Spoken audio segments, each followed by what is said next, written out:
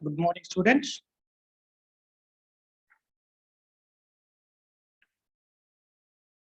I hope you are all very well in your homes on this Corona situation.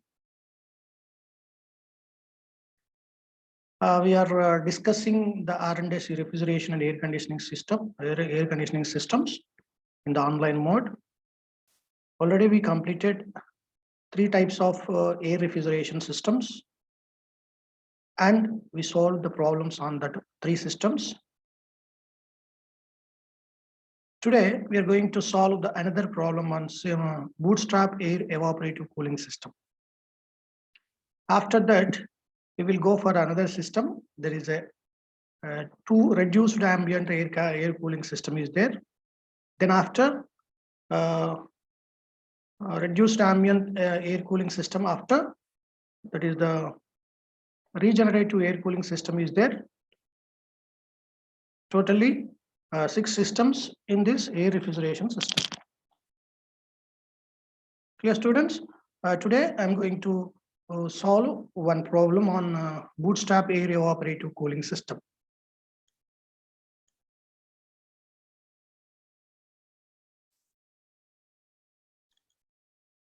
This is a problem related to the bootstrap air evaporative cooling system, having the data. A lot of data is there in the problem. The following data, that is, for example, one is the following data referred to bootstrap air cycle evaporative system, refrigeration system, used for an aeroplane to take 20 tons of refrigeration load. The system used for aircraft to develop 20 tons of refrigeration in the cabin. And the data is given related to the pressure and temperature, related to the conditions, that is the pressure and temperatures at different points. That is ambient air temperature and ambient air pressures are 15 degrees centigrade, 0.8 bar is given. Mach number of the flight is 1.2. As we know that I explained earlier slides, that is the earlier classes, what is mean by a Mach number. Mach number is the ratio of velocity of aircraft to the sonic velocity. It is the ratio of velocity of air with which the air is entering into the aircraft, or the velocity of aircraft to the sonic velocity is called the Mach number, which is given as 1.2. RAM efficiency is 90% here given.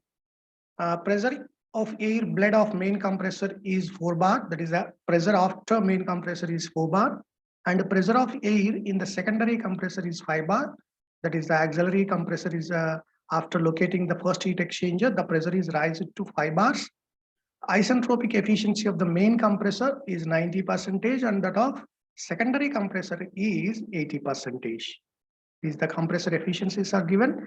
Similarly, the efficiency of cooling turbine is also given in the data, 80%. Temperature of air leaving the first heat exchanger is 170 degrees centigrade is given after first heat exchanger, and after second heat exchanger, 155 degrees centigrade. These are the temperatures to which the air is cooled in the 2 heat exchangers, first and second heat exchangers. And then temperature of air leaving the evaporator, that is evaporative vessel, will be provided between the cooling turbine and the second heat exchanger, in which the air is cooled to 100 degrees centigrade. That means the temperature of air after evaporative vessel is 100 degrees centigrade. Then cabin temperature is to be maintained at 25 degrees centigrade and cabin is to be maintained at 1 bar pressure. These are the cabin conditions. Find the mass of air required to take the cabin load, this 20 tons of load. To remove this 20 tons of load, cooling load, how much mass is required into the in the cabin. And then second one is the power required for the refrigeration system, how much power is required to produce 20 tons, and COP of the system, performance of this system used for the aircrafts. Clear? This is the data given in the problem. Let us write the data in terms of parameters. That is the QE is 20 tons of refrigeration. That is the refrigeration load. T1 ambient temperature is 15 degrees centigrade or 288 kelvins. Pressure P1 is 0.8 bar, ambient pressure P1. Mach number capital M is 1.2. Efficiency of this RAM efficiency is 90%, 0.9. And the pressure after main compressor, that is the P3, P3 dash or P4, 3 are same, that is given as 4 bar. And the pressure after auxiliary compressor or secondary compressor, P5, P5 dash, P5 double dash or P6, all the same on the same pressure lines, that is 5 bar pressure. Efficiency of first compressor is 90%, that is the first eta C1 90% is 0.9, and second compressor, that is the secondary compressor, 80% is given 0.8, and turbine efficiency is 80% is also 0.8. Then T4, what is the T4 temperature of air after heat exchanger? That is 170 degrees centigrade or 443 kelvins, and T5 double dash is the temperature of the second heat exchanger is 155 degrees centigrade, that is 428 kelvins. T6 is the 100 degrees centigrade. This is the temperature of air after evaporative vessel, 373 kelvins. The cabin temperature 25 degrees centigrade or 298 kelvins. The cabin is to be maintained this pressure 1 bar, P8 or P7, P7 dash, both 3 are same. 3 pressures on 3 points on the same pressure line, that is 1 bar. Clear? This is the data given in the problem. Let us look the TS diagram for the bootstrap air cooling system, bootstrap air evaporative cooling system. 1 to 2 is the isentropic ram compression, and 1 to 2 dash is the actual ram compression, in which the pressure is small amount of pressure will be dropped in the diffuser from 1.94 to 1.826 bar. This is the pressure drop in the diffuser. Clear? This is given pressure is P2 is given as P3 or P3 dash is given, not a P2 is not given. You have to find the pressure P2 or P2 dash. Then after actual compression in the ram, that is in actual compression in the diffuser, then the air is entering into the main compressor, in which the air is compressed to 4 bar. This is the 4 bar pressure after main compressor. P4, P3 or P3 dash at the same line. And then it is cooled to the 4.3 dash to 4 in the first heat exchanger. 4 to 5 is the, or 4 to 5 dash is the compression in the auxiliary compressor or secondary compressor up to 5 bar. Then cooled in the second heat exchanger up to 5 double dash. Then 5 double dash to 6 is the cooling process in the evaporative vessel at constant pressure at 5 bar. Then 6 to 7 or 6 to 7 dash is the expansion in the turbine, cooling turbine. Then after, the air is entered into the cabin from 7 dash to 8. This is the process different processes given on bootstrap air evaporative cooling system. Let us initiate the problem from 2 dash. Let us initiate the problem to find the pressure and temperatures at each point. Let T2 dash, that is the temperature at this point, stagnation temperature of ambient air entering the main compressor. P2 is the pressure of air at the end of isentropic ramming. This is the temperature at which the air is entering into the main compressor, T2 dash. P2 is the stagnation pressure, that is the pressure at the end of the isentropic ram compression. T2 P2 is the P2 dash is the stagnation pressure of ambient air entering into the main compressor. At this, the main compressor, the air is entering into the main compressor. The pressure at this point, stagnation pressure is P2 dash. We know that T2 dash by T2, T1 equal to. This is a formula which are derived in the first class itself in the air refrigeration system. T2 dash by T1 equal to 1 plus gamma minus 1 by 2 into m square. This is the equation to find the T2 dash, temperature after actual compression or isentropic compression in the ram, sorry, in the diffuser. In this case, the pressure is drops from ideal pressure to actual pressure, but temperature is remains same. Stagnation temperature is remains same. That is T2 or T2 dash are same. Clear? So T2 dash by T1 equal to 1 plus gamma 1 by gamma minus 1 by 2 into m square. M is the Mach number. 1 plus 1.4 minus 1 by 2 into Mach number is given as 1.2 whole square. That is 1.288 is the ratio across the ramming action. That is the diffuser. From this, we can find the T2 dash or T2. T2 dash is equal to T1 into 1.288. T1 is the ambient temperature is given 288. From this, we can find the T2 dash T2 dash is 371 kelvins. Clear? From the isentropic process, that is the isentropic process is 1 to 2 isentropic process. From this, we can find the pressure. We can find the pressure because temperatures are equal. T2 is also same as T2 dash 371 kelvins. For that isentropic compression, P2 by P1 equal to T2 by T1 whole power gamma minus 1 by gamma. We don't know the pressure, that is the pressure after isentropic compression. Isentropic compression in the ramming action, P2 equal to P1 into this much. T2 is the temperature 371 divided by T1 is ambient air temperature 288 whole power 1.4 by 1.4 minus 1. This is the ratio across the ratio between the pressure across the diffuser is 2.425. From this we can find the pressure P2 equal to P1 into 2.425. In this case we are finding the pressure after ramming action. That is P1 equal to P1 into 2.425. P1 value is 0.8 bar is the ambient pressure into 2.425, that is 1.94 bar is the ideal ram pressure it is called. By using this ideal ram pressure, we can find the actual ram pressure. That is, we know that the ram efficiency is eta R equal to actual pressure drop, actual pressure rise. This is the efficiency. How to find the efficiency? This is the actual pressure rise from P1 to P2 dash divided by isentropic pressure rise, that is the P1 to P2. So P2 dash minus P1 divided by P2 minus P1 is equal to ram efficiency. P2 dash minus P1 divided by P2 minus P1 equal to ram efficiency. In this, the P2 dash is the only unknown parameter because P2 is already calculated as 1.94 bar. P1 is the ambient pressure that is given as 0.8 bar. So upon substitution of all the parameters into this equation, we will get the P2 dash. That is actual ram pressure is 1.826 bars. Yes, students, this is a pressure after actual ramming action, actual compression in the diffuser.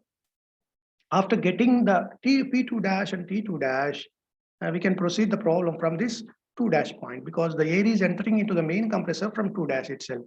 So by after knowing the temperature and pressure at point 2 dash, we can apply the adiabatic rule between 3 and 2 dash. So process 2 dash to 3, T3 by T2 dash is equal to P3 by P2 dash whole power gamma minus 1 by gamma. As we know that the pressure after main compressor is given as 4 bar and the P2 dash is the pressure we had calculated here 1.826 bars. Whole power 1.4 minus 1 by 1.4 is the gamma value. Then it is the ratio between the temperatures is 1.25. From this we can find the T3 equal to T2 dash into 1.25. T2 dash, the temperature at the compression and the diffuser, that is after compression in the diffuser is 371 kelvins.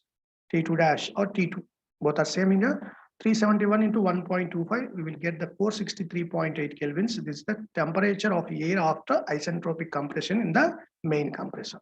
After getting this temperature we can use the efficiency of the main compressor. Efficiency of the main compressor is eta C1 equal to this is the compression process.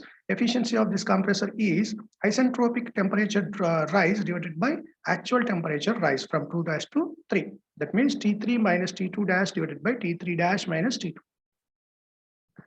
T3 minus T2 dash by T3 dash minus T2 dash is the efficiency formula, efficiency of main compressor.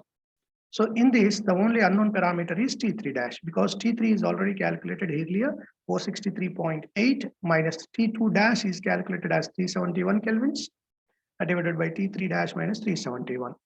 Upon substitution of all the parameters, we will get T3 dash, that is the actual air temperature of the main compressor is 474 kelvins. Clear? This is the temperature of air after actual compression in the main compressor.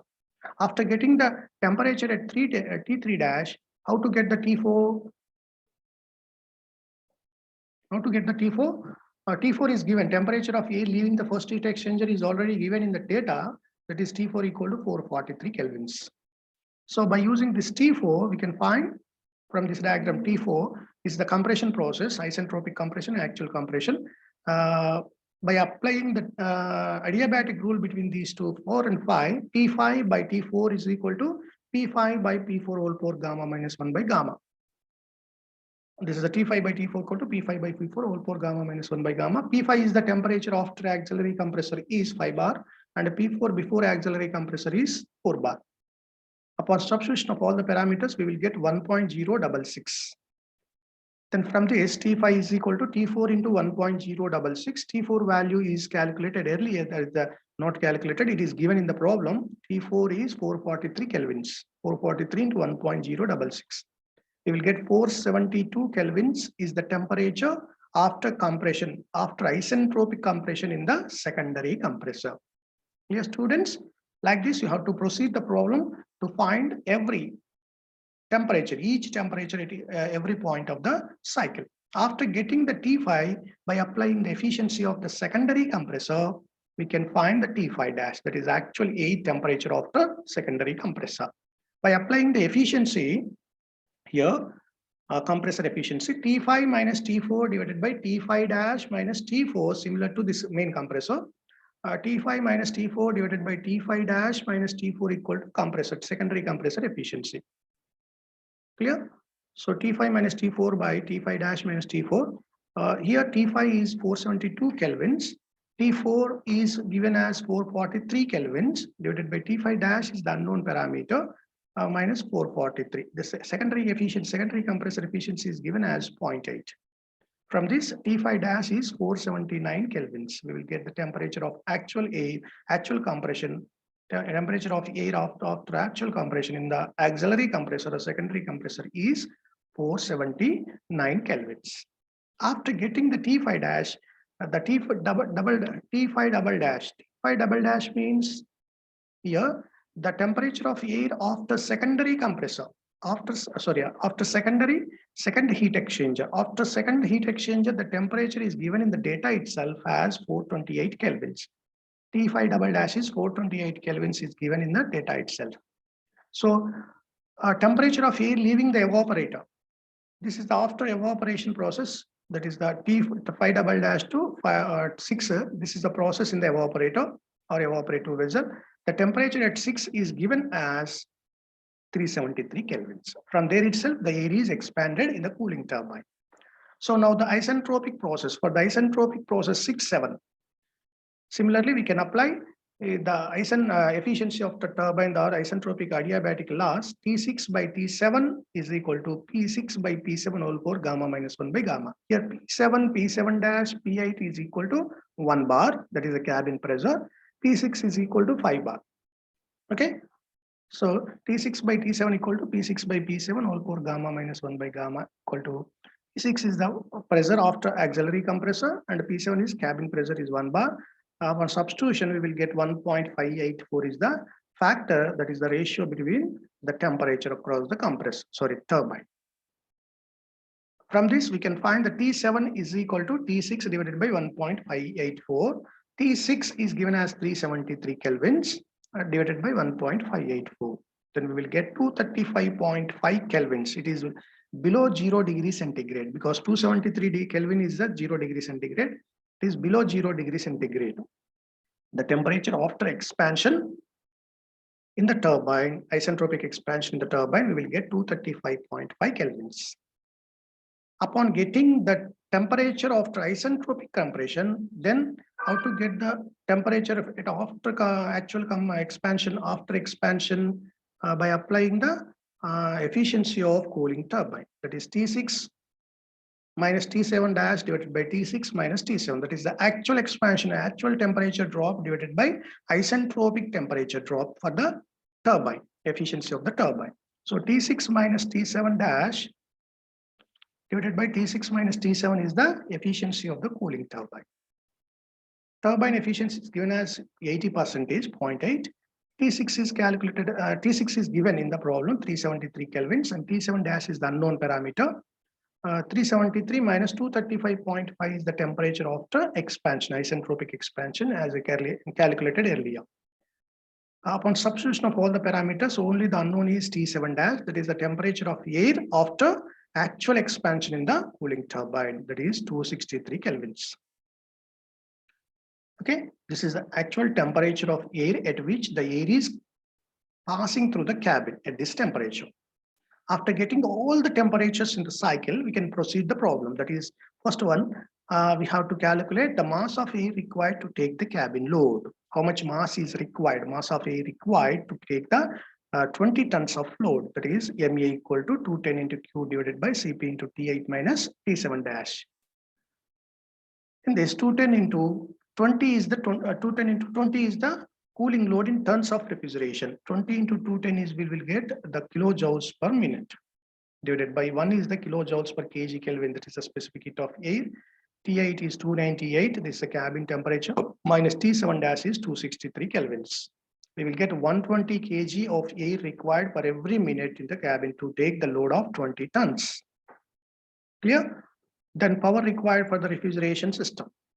Power required for the refrigeration system is P equal to work required across the compressor, work required to the compressor divided by 60, we will get in kilowatts. MA into Cp into T3 dash minus T2 dash is the work required in kilojoules per minute divided by 60. Then we will get in kilowatts. That is the mass of air is 120 into Cp value is 1 kilojoules per kg Kelvin into T3 dash is calculated as 474 minus 371 is the temperature at 2 dash. It is the before compression, this is the after compression. Divided by 60, then we will get the power required to produce 20 tons of load is 206 kilowatts. This much of power needed to produce this much of cooling load, 20 tons of load. Then COP of the system is, we know that the COP is refrigeration effect divided by power into 60. That is work required in kilojoules per minute. Work required for in kilojoules per minute is equal to MA into Cp into T3 dash minus T2 dash. That is equal to P into 60. Therefore, 210 into Q divided by P into 60.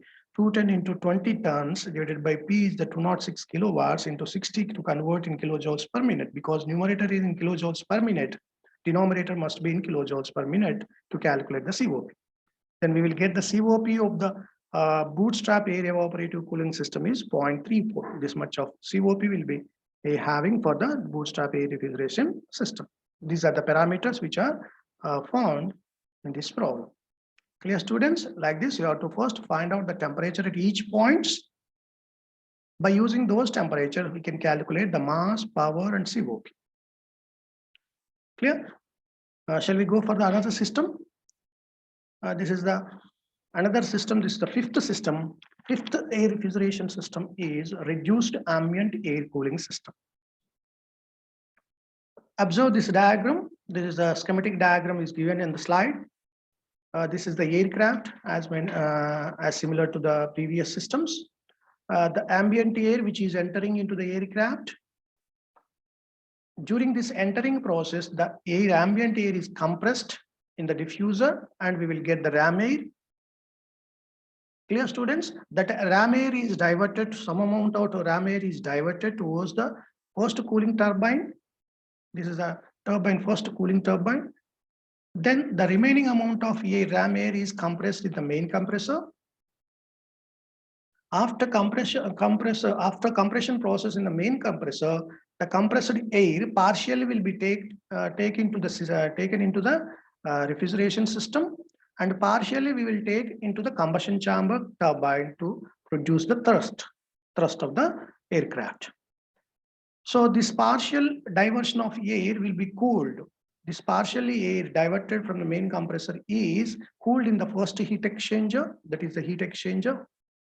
In that heat exchanger, the air is cooling medium is coming from the first cooling turbine. That means we are not using the ram air directly to as a cooling medium. The ram air is first expanded in the cooling turbine. That expanded air used as a cooling medium in the heat exchanger. What is the advantage during this process? It is very similar to the simple system, but extra component is first cooling turbine. We are not directly sent the ram air into the heat exchanger, in which in this case, the air is first, the ram air is expanded in the cooling turbine. During this expansion, the pressure and temperature is also drops. The low temperature air is used as a cooling medium in the heat exchanger. Due to this low temperature air, the effective cooling process will be done in the heat exchanger. During this effective cooling process, the temperature of air after heat exchanger somewhat less than the simple air system, simple cooling system. Clear? Low temperature air is used as a cooling medium. That's why the temperature at exit of the heat exchanger somewhat less than the simple air cooling system. That low temperature again sent to the cooling turbine, secondary cooling turbine, and second cooling turbine, at which the further expansion, the remaining expansion will be takes place up to cabin pressure. Up to cabin pressure. During this expansion, again, the temperature and pressure drops. The low pressure and temperature will be sent to the cabin. Clear? The work produced by the second turbine, second cooling turbine, and work produced by the first cooling turbine will run the fan by using some bevel gear mechanism. This is the bevel gear mechanism. One gear is attached to the second cooling turbine, another gear is attached to the first cooling turbine. By this bevel gear mechanism, reduction gear mechanism, the fan will be rotated. What is the function of this fan, cooling fan? As earlier said, in the simple air cooling system, this fan is used to circulate the air across the heat exchanger. More amount of air will be circulated across the heat exchanger. This more amount of air circulation, the effective cooling process will be done in the heat exchanger. The cooling process will be effectively due to the air which is sent to the atmosphere by the fan. This fan is run by the work produced by the two turbines. Clear? This is the reduced ambient. Why it is called the reduced ambient? The air which is coming from the aircraft will again reducing in the first cooling turbine. Reducing means pressure and temperature will be drops. By using that cooling turbine, we are reducing the temperature and pressure. That is reduced air temperature and pressure will be utilized to utilized as a cooling medium in the heat exchanger. So we are not directly sent to the ram air is not directly sent to the heat exchanger. We are using a cooling turbine to reduce the temperature. After reduction in the temperature, the air is then used as a cooling medium in the heat exchanger. Clear? Only difference is for simple cooling system and reduced ambient cooling system is cooling turbine is the extra component, additional component which is located just before the heat exchanger. Clear? The reduced ambient air cooling system is shown in figure. This cooling system includes two cooling turbines. This is the cooling turbine, first cooling turbine, second cooling turbine to expand for expansion process, and one heat exchanger, only one heat exchanger is used. The air is reduced for the refrigeration system is bled off from the main compressor. The air reduced for the refrigeration system is bled off from the main compressor. This is the main compressor. Some amount of air is bled off. Bled off means diverted towards the refrigeration system from the main compressor. This high pressure and temperature, high temperature air is cooled initially in the heat exchanger. First of all, it is cooled in the heat exchanger. Reduced air. The air for cooling is taken from the cooling turbine, which lowers the high temperature of rammed air. What is the function of cooling turbine? Which reduces the temperature of ram air. The cooled air from the heat exchanger is passed through the secondary cooling turbine. What is it? Is after cooling in the heat exchanger, it will be sent to the second cooling turbine, which is expanded in the second cooling turbine. The cooled air from the heat exchanger is passing through the second cooling turbine, from where the air is supplied to the cabin. From this, the air is supplied to the cabin after second cooling turbine. The work of cooling turbine is used to drive the cooling fan through reduction gears, which draws the cooling air from the heat exchanger. The reduced ambient air cooling system is used for very high speed aircrafts. This is only used for very high speed aircrafts. Because here the reduction process will be takes place due to for developing the low pressure and temperature, we have to send the high pressure air to the cooling turbine to increase the pressure at a ram air. That high speed aircrafts only For high-speed aircrafts, the air entering into the aircraft, the pressure is increased enormously more than the previous system. The high pressure will be reduced in the cooling turbine that will be used in the heat exchanger. That's why this reduced ambient air cooling system used for high-speed, very high-speed aircrafts. These are the two TS diagrams related to the reduced ambient. Because we are reducing in the cooling turbine, first cooling turbine which will be located in the second TS diagram. This is a cooling turbine process, and this is the total system process. Clear? 1 to 2 is the isentropic compression during the ramming action, and 1 to 2 dash is the actual compression in the diffuser. From this, the air is entering into the main compressor. Air is entering into the main compressor where the cooling process takes place from 3 dash to 4. Clear? The air is taken, this is the air is taken from the main compressor, is cooled to the 4. At this point, the condition of air is 4. The 4 is expanded, the air at condition 4 is expanded in the second cooling turbine. This is the 4 is air at condition 4 is expanded in the second cooling turbine from where it is supplied to the cabin up to 0.6. Okay, this is one of the TS diagram, and this TS diagram represents only the process in the first cooling turbine. What is going on in the first cooling turbine after compressing 1 to 2 and 1 to 2 dash, 1 to 2 and 1 to 2 dash in the ramming action, the condition of air at 2 dash will be taken into the first cooling turbine, at which the air is expanded from 2 dash to 1 dash. This is isentropic expansion in the first cooling turbine. 2 dash to 2 double dash is the actual expansion in the cooling turbine, at which the 2 dash is the state point of air at which we are using this air. State point to 2 dash air is utilized as a cooling medium in the heat exchanger. In previous system, in the heat exchanger, the air at point 2 dash is only the cooling medium. We are reducing the air. After reduction in air, the temperature and pressure reduce. This low temperature and pressure air will be utilized as a cooling medium in the first heat exchanger. Due to this low temperature air, the cooling process, that is further cooling process takes place in the heat exchanger effectively. This is the first cooling turbine pressure. This is the first cooling turbine pressure after cooling turbine. This is the ideal ram pressure. This is the actual ram pressure. Clear? This is the extra TS diagram, only represents the process in the first cooling turbine. Clear?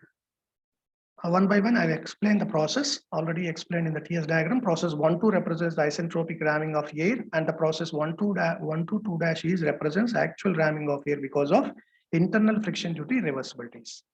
Process 2-3 is the represents isentropic compression. This is the isentropic compression 2-3 in the main compressor, and the process 2-3 is actual compression of air because of internal friction due to irreversibilities. The process 3-4, process 3-4 is what is this process? This is a cooling process in the first heat exchanger, that is the heat exchanger.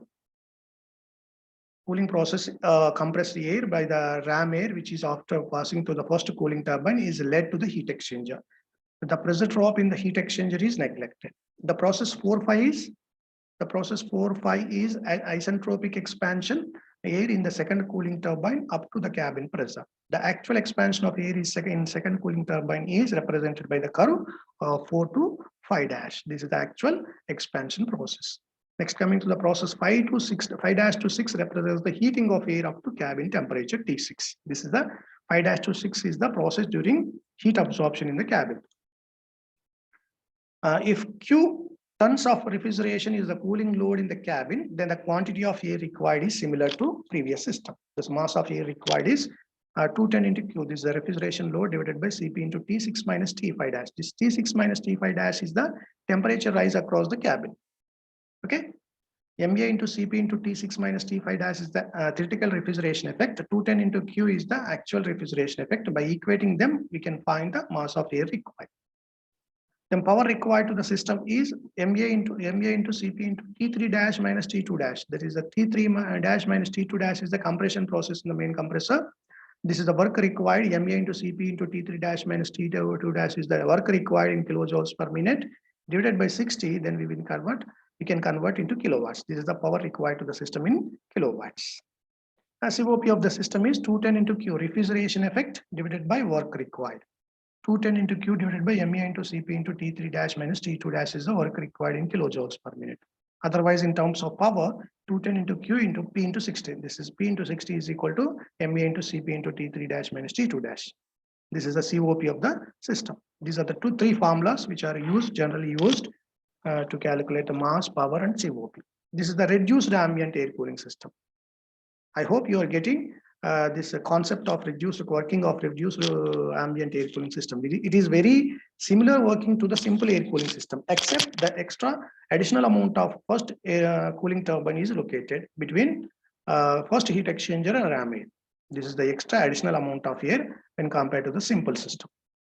Clear? In the next class, we are discussing, or we are going to solve the problem 1, example 1 on the reduced ambient air cooling system. Clear, students? I'm closing this class today.